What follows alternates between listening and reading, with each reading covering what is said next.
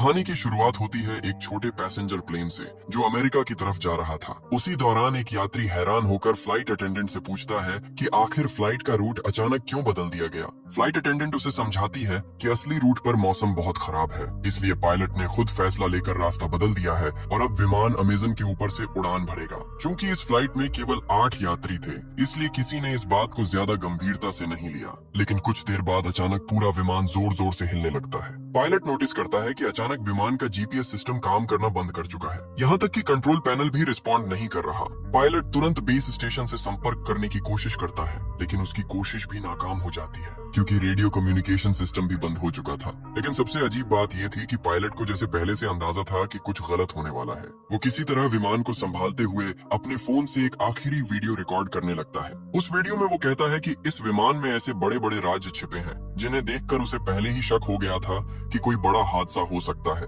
अब विमान तेजी से नीचे गिरने लगता है। सामने घना जंगल और ऊंचे पहाड़ दिखाई दे रहे थे। पायलट किसी तरह पेड़ों की शाखाओं का इस्तेमाल करके विमान की स्पीड कम करने की कोशिश करता है ताकि क्रैश का असर थोड़ा कम हो जाए। कई किलोमीटर तक घसीटने के बाद आखिरकार विमान रुक जाता है। यहाँ मौजूद लगभग सभी यात्री जिंदा बच जाते हैं, लेकिन फ्लाइट अटेंडेंट जिसने सीट बेल्ट नहीं पहनी थी वो मौके पर ही मर जाती है। अब सभी यात्री घबराकर एक दूसरे से चर्चा करने लगते हैं कि आखिर अब उन्हें क्या करना चाहिए। वो लोग पहले ये कंफर्म करते हैं कि फ्लाइट अटेंडेंट के अलावा किसी को कोई गंभीर चोट नहीं आई। इसके बाद 2 यात्री जल्दी से कॉकपिट में जाकर पायलट की हालत देखने लगते हैं, लेकिन वहाँ का दृश्य देखकर वो दंग रह जाते हैं। कुछ पेड़ों की बड़ी शाखाएं पायलट के सीने के आर पार हो चुकी थी, फिर भी वो किसी तरह जिंदा था। दोनों यात्री धीरे धीरे सीट हटाने की कोशिश करते हैं ताकि पायलट ठीक से सांस ले सके। तभी अचानक विमान के बाहर आग लगने की आवाज आती है। सभी यात्री तुरंत विमान से बाहर निकल जाते हैं और आग बुझाने की कोशिश करने लगते हैं, क्योंकि अगर पूरा विमान जल गया तो रेस्क्यू टीम आने तक वो लोग रहेंगे कहाँ। कुछ समय बाद हालात थोड़े शांत होते हैं। अब सभी 8 यात्री एक साथ बैठकर समझने की कोशिश करते हैं क्या आखिर रूट बदलने के बाद वो अमेजन के किस हिस्से में आ गए। किसी के फोन में कोई सिग्नल नहीं था,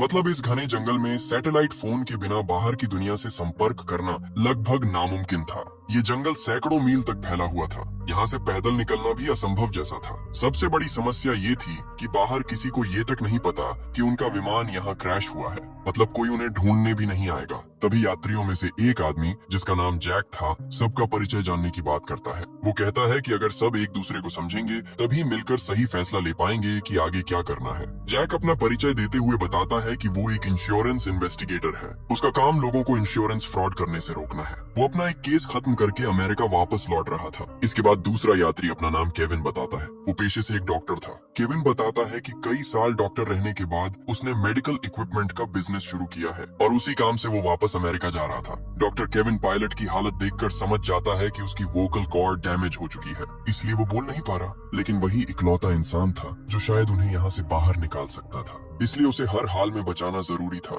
इसके बाद तीसरी यात्री अपना नाम क्रिस्टी बताती है। वो कहती है कि उसे दुनिया घूमना पसंद है और वो अपने ट्रैवल वीडियो सोशल मीडिया पर पोस्ट करती है, लेकिन जब उससे उसके अतीत के बारे में पूछा जाता है तो वो कुछ भी बताने से मना कर देती है। चौथा यात्री था कार्लोस। वो एक रेसलर था और मूल रूप से मेक्सिको का रहने वाला था। वो एक फाइटिंग प्रतियोगिता में हिस्सा लेने अमेरिका जा रहा था। इसके बाद एक युवा कपल अपना परिचय देता है। उनका नाम था डैनी और एमी। वो बताते हैं कि उनकी हाल ही में शादी हुई है और वो हनीमून के लिए अमेरिका जा रहे थे।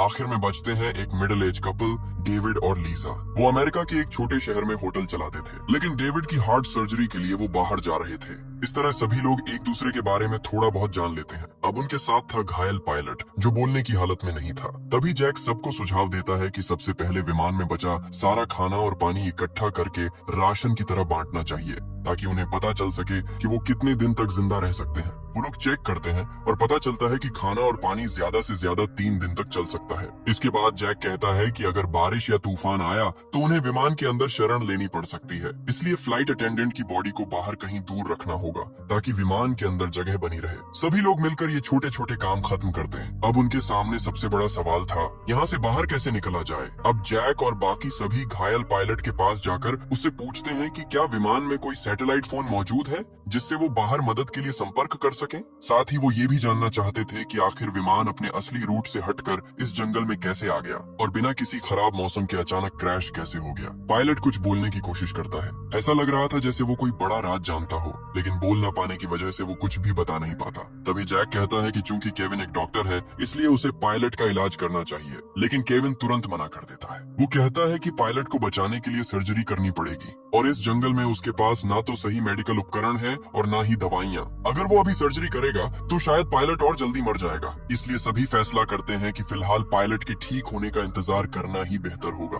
उधर लीसा विमान से खाना निकालकर सभी में थोड़ा थोड़ा बांट देती है। खाना खाने के बाद सभी लोग उम्मीद करने लगते हैं कि शायद वो यहाँ से बाहर निकल पाएंगे। तभी क्रिस्टी पास के एक ऊंचे पहाड़ की तरफ देखते हुए कहती है कि शायद अगर वो लोग ऊपर चढ़ जाएं तो किसी फोन में सिग्नल आ सकता है, इसलिए उन्हें वहां जाकर कोशिश करनी चाहिए। लेकिन तब तक शाम हो चुकी थी, इसलिए सभी तय करते हैं कि अगली सुबह वो पहाड़ की तरफ जाएंगे। तभी पायलट की हालत अचानक और खराब होने लगती है, यहाँ तक कि केविन, जो अब तक कुछ नहीं कर रहा था, वो भी समझ जाता है कि अगर कुछ नहीं किया गया तो पायलट वैसे ही मर जाएगा। इसलिए वो रिस्क लेने का फैसला करता है। केविन कहता है कि वो इसी हालत में किसी तरह पायलट की सर्जरी करने की कोशिश करेगा। अब वो बचेगा या नहीं, ये उसकी किस्मत पर निर्भर करेगा। केविन की बात मानकर बाकी लोग विमान से जरूरत का सामान ढूंढ कर लाते हैं। वो लोग एक सब्जी काटने वाला चाकू, शराब और बाकी छोटी मोटी चीजें इकट्ठा करते हैं जो सर्जरी में काम आ सकती थी। अब डॉक्टर केविन बिना एनेस्थीसिया के सर्जरी शुरू करता है। दर्द की वजह से पायलट बुरी तरह तड़पने लगता है, लेकिन सौभाग्य से सर्जरी उम्मीद से बेहतर होती है।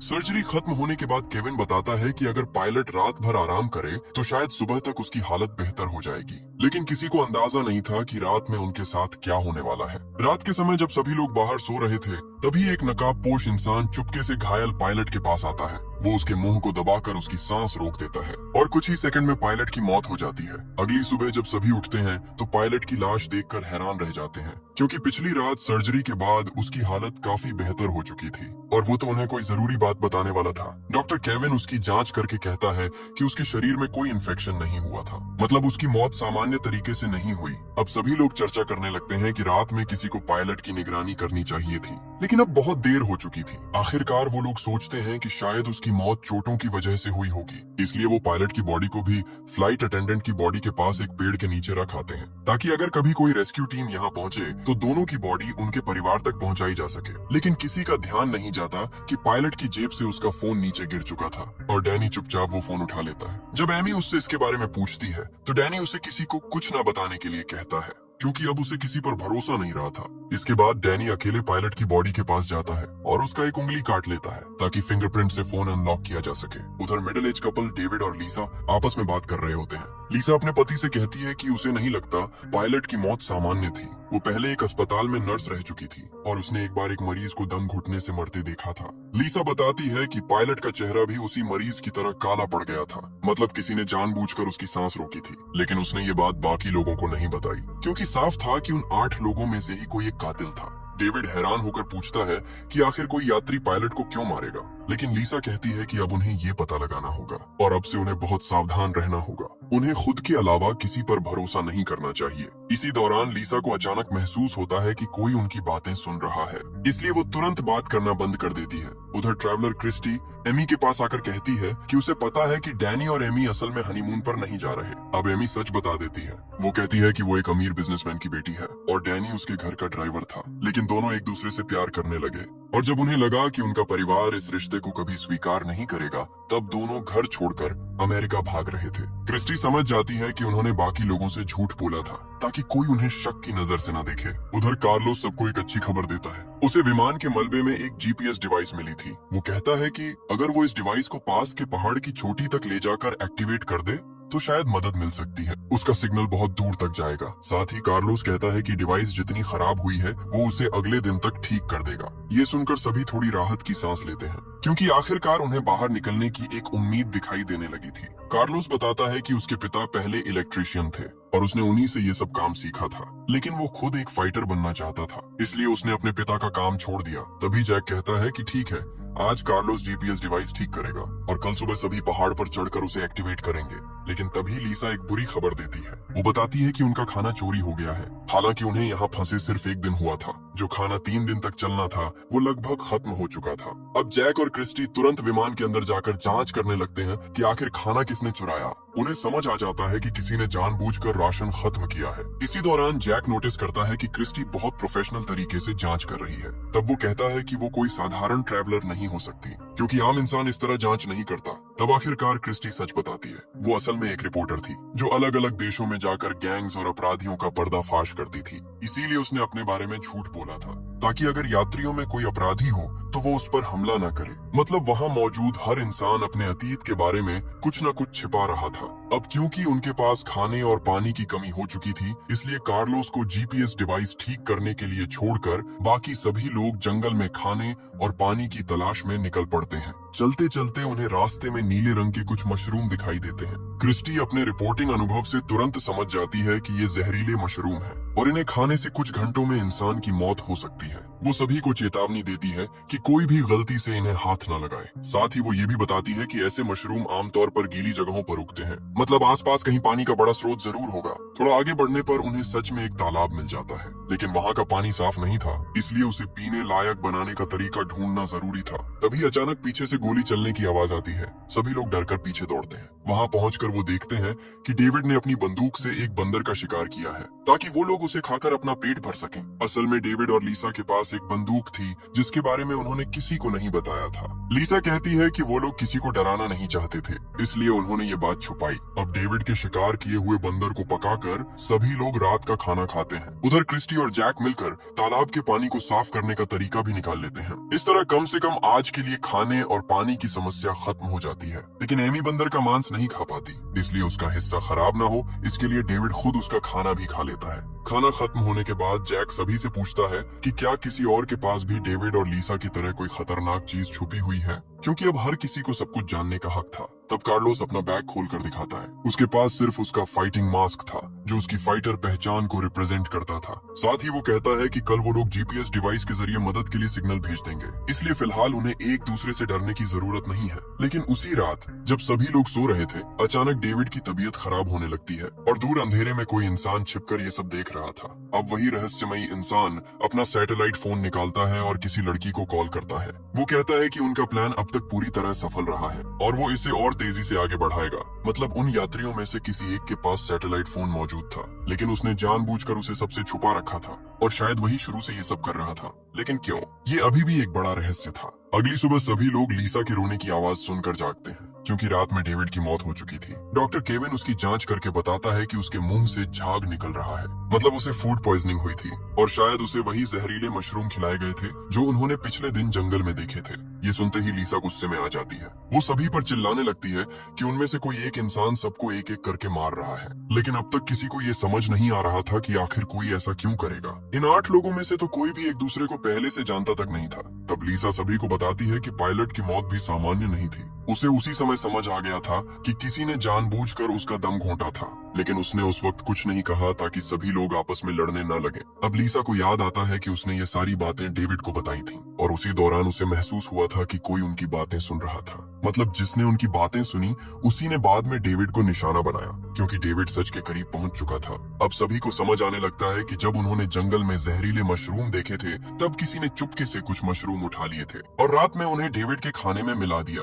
सबसे डरावनी बात ये थी कि डेविड ने एमी का खाना भी खाया था, मतलब शायद असली निशाना एमी थी। अब वहाँ मौजूद हर इंसान डर जाता है, क्योंकि अगर उनमें से कोई एक कातिल है तो हर किसी की जान खतरे में थी। ऊपर से विमान का अचानक क्रैश होना, फिर एक एक करके लोगों का मरना, ये सब साफ इशारा कर रहा था कि ये कोई हादसा नहीं बल्कि पहले से बनाई गई योजना थी। अब सभी लोग अलग अलग रहने लगते हैं, क्योंकि कोई भी किसी पर भरोसा नहीं कर पा रहा था। उधर डैनी एमी को पायलट का फोन दिखाता है, जिसे उसने पहले छुपा लिया था। उस फोन में पायलट की आखिरी वीडियो रिकॉर्डिंग मौजूद थी। वीडियो में पायलट खुद कह रहा था कि विमान में कोई बहुत बड़ा राज छुपा हुआ है और विमान को जानबूझकर क्रैश करवाया गया है।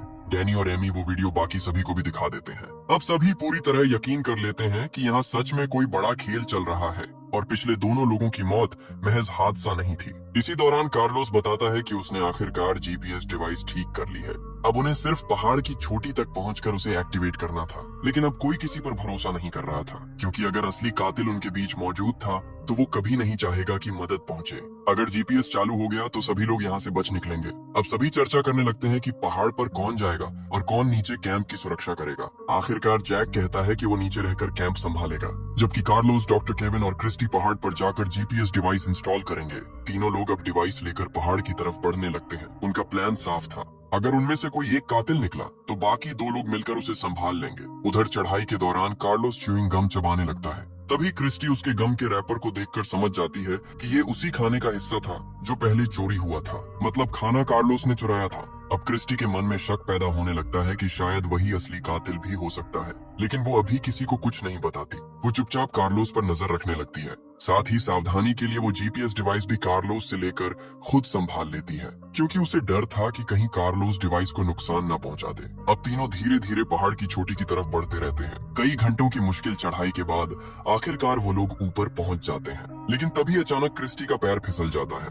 और वो पहाड़ के किनारे से नीचे लटक जाती है। सबसे खतरनाक बात ये थी कि जीपीएस डिवाइस भी किनारे के पास गिर चुकी थी। अगर वो डिवाइस नीचे गिर जाती तो यहाँ से बाहर निकलने की उनकी आखिरी उम्मीद खत्म हो जाती। इसलिए अपनी जान जोखिम में डालकर क्रिस्टी सबसे पहले डिवाइस पकड़ लेती है। उधर कार्लोस और केविन अपनी जान की परवाह किए बिना क्रिस्टी को ऊपर खींचने लगते हैं और आखिरकार वो दोनों मिलकर क्रिस्टी और डिवाइस दोनों को बचा लेते हैं। इस घटना के बाद तीनों के बीच थोड़ा भरोसा बनने लगता है, क्योंकि अगर उनमें से कोई कातिल होता तो वो आसानी से बाकी लोगों को मरने के लिए छोड़ सकता था, लेकिन उन्होंने एक दूसरे की जान बचाई। अब आखिरकार कार्लोस जीपीएस डिवाइस इंस्टॉल करना शुरू करता है। उधर डॉक्टर केविन अपने फोन में सिग्नल चेक करता है, लेकिन अब भी कोई नेटवर्क नहीं था। मतलब अब उनकी आखिरी उम्मीद सिर्फ यही जीपीएस डिवाइस थी। कुछ देर बाद कार्लोस खुश होकर बताता है कि डिवाइस आखिरकार एक्टिवेट हो चुकी है और कुछ घंटों में उसका सिग्नल दूर तक पहुंच जाएगा। अब सूरज डूबने लगा था, इसलिए तीनों वापस कैंप की तरफ लौटने लगते हैं। उधर नीचे कैंप में मौजूद बाकी लोग अब एक दूसरे पर बिल्कुल भरोसा नहीं कर पा रहे थे। लीसा अपनी बंदूक लेकर जैक को दूर रहने के लिए कहती है, क्योंकि अपने पति की मौत के बाद अब उसे हर इंसान पर शक होने लगा था। उधर डैनी भी एमी पर गुस्सा करने लगता है। वो एमी से कहता है कि अब से वो किसी और से बात नहीं करेगी और हर चीज वही संभालेगा। लेकिन अब एमी खुद डैनी पर शक करने लगी थी। उसे लगने लगा कि शायद उसने अपने ड्राइवर के साथ भागकर बहुत बड़ी गलती कर दी, क्योंकि वो डैनी के अतीत के बारे में कुछ भी नहीं जानती थी। वो सिर्फ प्यार में अंधी होकर उसके साथ भाग आई थी और अब इस जंगल में एक एक करके लोग मर रहे थे। एमी की बातें सुनकर डैनी गुस्से में चिल्लाने लगता है। वो कहता है कि अगर वो ना होता तो एमी अब तक मर चुकी होती। डैनी का ये रूप देखकर एमी डर जाती है, क्योंकि उसने पहले कभी उसे इतना गुस्से में नहीं देखा था। अब उसे अपने फैसले पर पछतावा होने लगता है। इसी बीच नीचे मौजूद चारों लोग एक दूसरे को शक की नजर से देखते रहते हैं। कुछ देर बाद पहाड़ से लौटकर कार्लोस, केविन और क्रिस्टी वापस कैंप पहुंचते हैं। वो बताते हैं कि जीपीएस डिवाइस सही तरीके से एक्टिवेट हो चुकी है और अगर किस्मत अच्छी रही तो अगले दिन तक कोई न कोई रेस्क्यू टीम वहां पहुंच जाएगी। अब बचे हुए सातों लोग अजीब खामोशी में रात का खाना खाते हैं। हर कोई बस यही सोच रहा था कि किसी तरह उन्हें सिर्फ अगली सुबह तक जिंदा रहना है। रात होते ही सभी सो जाते हैं, लेकिन कार्लोस अकेले अपनी फाइटिंग प्रैक्टिस शुरू कर देता है। वो अपनी प्रतियोगिता के लिए तैयारी पूरी करना चाहता था। कार्लोस अपने सपनों को लेकर इतना जुनूनी था कि इस भयानक हालत में भी उसका ध्यान सिर्फ प्रैक्टिस पर था। इसी वजह से उसने पहले खाना भी चुराया था ताकि उसकी डाइट खराब ना हो। लेकिन तभी अचानक कार्लोस देखता है कि सामने अंधेरे में कोई काले कपड़ों में खड़ा है और सबसे डरावनी बात ये थी कि उस इंसान ने कार्लोस का फाइटिंग मास्क पहन रखा था। कुछ समझ पाता उससे पहले ही वो रहस्यमय इंसान कार्लोस पर चाकू से हमला कर देता है और कुछ ही सेकंड में कार्लोस की हत्या हो जाती है। अगली सुबह जब सभी उठते हैं तो कार्लोस कहीं दिखाई नहीं देता। तब जैक कहता है कि उन्हें अलग अलग होकर उसे ढूंढना चाहिए, लेकिन डॉक्टर केविन याद दिलाता है कि अगर जीपीएस डिवाइस काम कर रही है तो अब तक रेस्क्यू टीम आ जानी चाहिए थी। उन्हें नहीं पता था कि रात में किसी ने चुपके से जीपीएस डिवाइस की वायर काट दी थी, मतलब कोई सिग्नल बाहर जा ही नहीं रहा था। इस सच्चाई से अनजान बाकी लोग जंगल में कार्लोस को ढूंढने निकल पड़ते हैं, लेकिन काफी देर तक खोजने के बाद भी कार्लोस कहीं नहीं मिलता। तब केविन कहता है कि उन्हें दोबारा पहाड़ पर जाकर जीपीएस डिवाइस चेक करनी चाहिए। क्रिस्टी भी उसके साथ जाने को तैयार हो जाती है, क्योंकि अब किसी को अकेले भेजना बहुत खतरनाक था। दोनों पहाड़ की तरफ बढ़ने लगते हैं। रास्ते में अचानक उन्हें आसमान में बहुत सारे पक्षी एक जगह मंडराते दिखाई देते हैं। ये देखकर दोनों समझ जाते हैं कि वहाँ जरूर कुछ हुआ है, इसलिए वो पहाड़ की तरफ जाने के बजाय उसी दिशा में बढ़ने लगते हैं और वहाँ पहुंचकर उनका दिल दहल जाता है, क्योंकि वहाँ कार्लोस की लाश पड़ी थी। किसी ने पिछली रात उसकी हत्या करके उसकी बॉडी वहाँ फेंक दी थी। अब केविन और क्रिस्टी वापस कैंप लौटते हैं और बाकी लोगों को बताते हैं कि उन्होंने एक और साथी खो दिया है। अब सभी का शक सीधे डैनी और एमी पर जाने लगता है, क्योंकि पिछली रात कार्लोस उन्हीं दोनों के सबसे पास सोया था। हालांकि डैनी समझाने की कोशिश करता है कि वो ऐसा क्यों करेगा, लेकिन अब हर किसी के दिमाग में एक ही सवाल घूम रहा था, अगर उनमें से कोई एक कातिल है तो आखिर उसका मकसद क्या है। वो एक एक करके सबको क्यों मार रहा है। तभी लीसा बताती है कि पिछली रात उसकी बंदूक की सारी गोलियां चोरी हो गईं। उसके पास अब सिर्फ एक आखिरी गोली बची थी जो उसकी जेब में थी। ये सुनकर केविन कहता है कि जब उसने डैनी का इलाज किया था तब उसने उसकी पीठ पर एक टैटू देखा था, और ऐसा टैटू आमतौर पर गैंग के लोग बनवाते हैं। मतलब डैनी किसी गैंग से जुड़ा हो सकता है। ऊपर से एमी भी उसके अतीत के बारे में कुछ नहीं जानती थी, इसलिए शक और बढ़ जाता है। लेकिन डैनी कहता है कि वो टैटू उसने खुद नहीं बनवाया था, उसे झूठे केस में जेल भेजा गया था और वहाँ गैंग के लोगों ने जबरदस्ती उसके शरीर पर वो टैटू बना दिया। वो कहता है कि जेल से निकलने के बाद उसने अपनी जिंदगी बदलने की कोशिश की और तभी उसे एमी के घर ड्राइवर की नौकरी मिली। वहीं उसे एमी से प्यार हो गया। डैनी साफ कहता है कि वो अपराधी नहीं है और वो ये सब नहीं कर रहा। साथ ही वो एमी को ये भी बताता है कि शुरुआत में वो उसके पैसों की तरफ आकर्षित हुआ था, लेकिन बाद में उसे सच में एमी से प्यार हो गया और अब वो उसे बचाने के लिए कुछ भी कर सकता है। इसी दौरान शाम हो जाती है और अचानक जंगल में तेज तूफान और भारी बारिश शुरू हो जाती है। सभी लोग भागकर वापस विमान के अंदर आ जाते हैं, लेकिन तभी उन्हें आखिरकार वो चीज दिखाई देती है जिसकी वजह से शायद ये सब हो रहा था। बारिश के कारण विमान की छत का एक हिस्सा टूट जाता है और वहाँ से कई बड़े बैग नीचे गिरते हैं। जब जैक छत हटाकर ठीक से देखता है तो सभी दंग रह जाते हैं, क्योंकि उन बैग्स के अंदर सफेद रंग के कई पैकेट भरे हुए थे। सभी तुरंत समझ जाते हैं कि ये ड्रग्स हैं और उनकी कीमत करोड़ों में होगी। अब धीरे धीरे सारी बातें साफ होने लगती हैं। एयरलाइन असल में सामान्य यात्रियों की आड़ में ड्रग्स की तस्करी कर रही थी। शायद इसी वजह से उनकी फ्लाइट टिकट बाकी फ्लाइट से इतनी सस्ती थी। अब डैनी, जिसने पहले गैंग के साथ काम किया था, वो तुरंत पहचान जाता है कि ये बहुत बड़ा ड्रग ऑपरेशन है। उसे समझ आ जाता है कि शायद एयरलाइन का राज किसी तरह लीक हो गया था और इसलिए विमान को जानबूझकर इस जंगल में क्रैश करवाया गया। अब सभी ये समझ जाते हैं कि उनके बीच मौजूद कातिल शायद इन ड्रग्स पर कब्जा करना चाहता था, लेकिन फिर भी कई सवाल बाकी थे। अगर मकसद सिर्फ ड्रग्स हासिल करना था तो फिर बाकी लोगों को मारने की क्या जरूरत थी। इसी बीच अचानक एमी डरकर विमान से बाहर भाग जाती है। उसे लगता है कि जिसने भी ये सब किया है वो अब उन्हें भी मार देगा। तब डैनी तुरंत उसके पीछे भागता है। उधर केविन कहता है कि किसी को अकेले बाहर नहीं जाना चाहिए। इसके बाद लीसा भी बंदूक लेकर एमी को ढूंढने बाहर निकलती है। बाहर तेज बारिश और तूफान की वजह से कुछ भी साफ सुनाई नहीं दे रहा था। लीसा जंगल में एमी को ढूंढ रही होती है, तभी पीछे से वही रहस्यमयी कातिल उस पर हमला कर देता है। वो चाकू से लीसा पर कई वार करता है। मरने से पहले लीसा उसकी नकाब हटाने की कोशिश करती है ताकि उसका चेहरा देख सके, लेकिन वो सफल नहीं हो पाती और कुछ ही पलों में लीसा की भी मौत हो जाती है। अगली सुबह जब बाकी लोग लीसा की लाश देखते हैं तो सभी पूरी तरह टूट जाते हैं। उन्होंने लाख कोशिश की, लेकिन कातिल बार बार किसी न किसी को मार रहा था। अब वहाँ मौजूद हर इंसान दूसरे पर शक करने लगता है, लेकिन किसी के पास कोई पक्का सबूत नहीं था। तभी अचानक क्रिस्टी अपनी बंदूक जैक की तरफ तान देती है। वो कहती है कि उसे जैक के सामान से लीसा की बंदूक की चोरी हुई गोलियां मिली हैं, मतलब जैक ही असली कातिल हो सकता है। लेकिन क्रिस्टी के पास सिर्फ यही सबूत नहीं था, उसे जैक के बैग से एक सैटेलाइट फोन भी मिला था। अब क्रिस्टी पूरी तरह यकीन कर चुकी थी कि जैक ही ये सब कर रहा है। हालांकि जैक खुद को बेगुनाह बताता है। वो कहता है कि हाँ, उसने लीसा की बंदूक से गोलियां निकाली थीं, लेकिन उसने ऐसा इसलिए किया क्योंकि उसे लगा था कि लीसा ही कातिल है। वो सिर्फ बाकी लोगों की सुरक्षा चाहता था, लेकिन सैटेलाइट फोन उसका नहीं था। जैक कहता है कि असली कातिल ने ही उसे फंसाने के लिए वो फोन उसके बैग में रखा है। तभी केविन जल्दी से कहता है कि उन्हें उस सैटेलाइट फोन से तुरंत मदद मांगनी चाहिए, लेकिन क्रिस्टी बताती है कि वो पहले ही कोशिश कर चुकी है। फोन में एक पासवर्ड लगा हुआ है और बिना पासवर्ड के वो इस्तेमाल नहीं हो सकता। अब क्योंकि फोन जैक के बैग से मिला था, इसलिए सभी को लगता है कि पासवर्ड सिर्फ जैक को ही पता होगा। लेकिन जैक बार बार कहता है कि फोन उसका नहीं है और उसे कोई पासवर्ड नहीं पता। अब डैनी गुस्से में जैक पर हमला कर देता है, लेकिन केविन उसे रोकते हुए कहता है कि अगर उन्होंने जैक को मार दिया तो फिर फोन कभी अनलॉक नहीं होगा और तब वो लोग यहाँ से बाहर नहीं निकल पाएंगे। इसलिए फिलहाल जैक को जिंदा रखना जरूरी था। इसके बाद वो लोग जैक को बांध देते हैं। अब बचे हुए 4 लोग फैसला करते हैं कि किसी को जैक से सच उगलवाना होगा और आखिरकार ये जिम्मेदारी डॉक्टर केविन को दी जाती है। केविन जैक के पास जाकर एक बार फिर उससे पासवर्ड पूछता है, लेकिन जैक फिर वही कहता है कि उसे कुछ नहीं पता।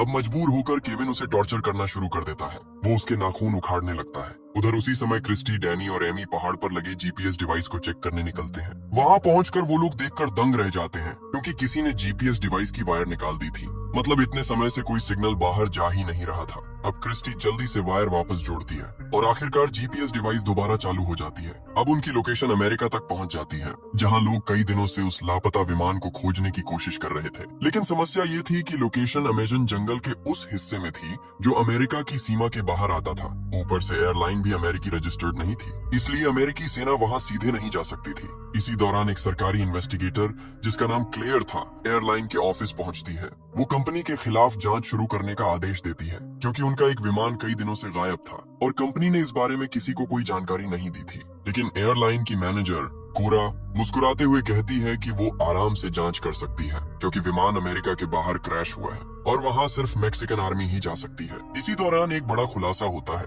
वो इन्वेस्टिगेटर क्लेयर असल में जैक की पत्नी थी और जैक एयरलाइन के खिलाफ एक गुप्त मिशन पर गया था। वो इस पूरी ड्रग तस्करी की जांच कर रहा था, इसीलिए क्लेयर अब उसे ढूंढने की कोशिश कर रही थी। इस खुलासे के बाद एक बात साफ हो जाती है, जैक असली कातिल नहीं हो सकता। लेकिन जंगल में मौजूद बाकी लोग अभी भी उसी पर शक कर रहे थे। उधर जंगल में क्रिस्टी अकेले जैक के पास आती है। अब उसे भी लगने लगा था कि शायद जैक को फंसाया जा रहा है। जैक उसे समझाता है कि अगर वो सच में कातिल होता तो वो सिर्फ गोलियां नहीं बल्कि पूरी बंदूक चुरा लेता और फिर बाकी लोगों को आसानी से मार सकता था। लेकिन उसने ऐसा नहीं किया। क्रिस्टी को उसकी बात सही लगती है, इसलिए वो चुपचाप जैक की रस्सियां खोल देती है और उसे वहां से भाग जाने के लिए कहती है ताकि बाकी लोग उसे दोबारा टॉर्चर ना कर सके। अगली सुबह जब बाकी लोग देखते हैं कि जैक गायब है तो वो हैरान रह जाते हैं। क्रिस्टी ऐसे व्यवहार करती है जैसे उसे कुछ पता ही ना हो, लेकिन डैनी और एमी डर जाते हैं क्योंकि अगर जैक सच में कातिल हुआ तो अब वो आजाद था और वो किसी से भी बदला ले सकता था, खास तौर पर केविन से, जिसने पिछली रात उसे बुरी तरह टॉर्चर किया था। अब केविन खुद डरने लगता है। तभी डैनी फैसला करता है कि वो एमी को लेकर बाकी लोगों से अलग हो जाएगा क्योंकि अब उसे किसी पर भरोसा नहीं था। लेकिन क्रिस्टी उसे समझाने की कोशिश करती है। वो कहती है कि अगर सभी अलग अलग हो गए तो असली कातिल के लिए लोगों को मारना और आसान हो जाएगा। लेकिन डैनी कहता है कि इतने दिनों तक साथ रहने के बावजूद उनके कई साथी मर चुके हैं, इसलिए अब अलग होना ही बेहतर है। उधर जैक भी कैंप से दूर जाकर अकेले रहने के लिए कोई सुरक्षित जगह ढूंढने लगता है क्योंकि अब सिर्फ क्रिस्टी को छोड़कर बाकी सभी उसे कातिल मान रहे थे। इसी बीच डैनी एमी को भरोसा दिलाता है कि वो उसे कुछ नहीं होने देगा। वो कहते हैं कि अब जीपीएस डिवाइस चालू हो चुकी है और जल्द ही रेस्क्यू टीम वहां पहुंच जाएगी। और सच में ऐसा ही होता है। मैक्सिकन आर्मी को आखिरकार उनका सिग्नल मिल जाता है। अब सेना की एक टीम हेलीकॉप्टर लेकर अमेजन जंगल की तरफ रवाना हो जाती है। उधर जंगल में डैनी और एमी एक साथ बैठे हुए थे जबकि बाकी लोग अलग अलग दिशाओं में चले गए थे। तभी अचानक पूरे जंगल में कई गोलियों की आवाज गूंजती है। ये आवाज सुनकर बाकी सभी लोग तेजी से वापस कैंप की तरफ दौड़ते हैं, लेकिन वहां पहुंचकर उनके होश उड़ जाते हैं क्योंकि डैनी और एमी दोनों जमीन पर पड़े थे। किसी ने पीछे से गोली मारकर दोनों की हत्या कर दी थी। अब जंगल में सिर्फ 3 लोग बचे थे, क्रिस्टी, डॉक्टर केविन और जैक। तीनों एक दूसरे को शक भरी नजरों से देखने लगते हैं क्योंकि अब साफ था कि असली कातिल इन्हीं 3 लोगों में से कोई एक है, वही इंसान जिसने शुरू से एक एक करके सबको मारा। उधर दूसरी तरफ सेना का हेलीकॉप्टर भी धीरे धीरे उसी लोकेशन की तरफ बढ़ रहा था। आगे की कहानी में और भी बड़े ट्विस्ट सामने आएंगे जहां पता चलेगा कि असली कातिल कौन है और आखिर इस पूरे प्लेन क्रैश के पीछे असली मास्टरमाइंड कौन था। बाकी कहानी देखेंगे अगले पार्ट में।